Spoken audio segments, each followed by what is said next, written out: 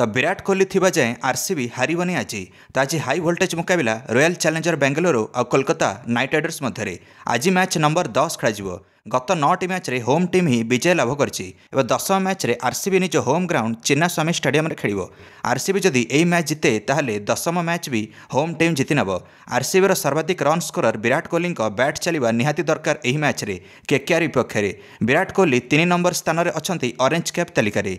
गत मैच रे पंजाब किंग्स विपक्ष रे मैच विनिंग इनिंग्स खेलिथिले विराट कोहली। 77 रन करथिले विराट मात्र 49 बॉल रे। विराट कोहली केवल बैटर नुहे बरं बेस्ट फिल्डर रूप में 173 कैच भी संपूर्ण करछंती, जहाँ कौन भी भारतीय खेलाड़ी रूप में सर्वाधिक कैच T20 फॉर्मेट रे। RCB captain Faf du Plessis कहले केकेआर पाखरे जदि आंदर रसल, रिंकू सिंह और नीतीश राणार तिगड़ी अच्छी ट्रिपल आर रूप में ताहले आरसीबी पाखरे विराट कोहली, ग्लेन मैक्सवेल और फैफ डु प्लेसिस अछंती केजीएफ रूप में।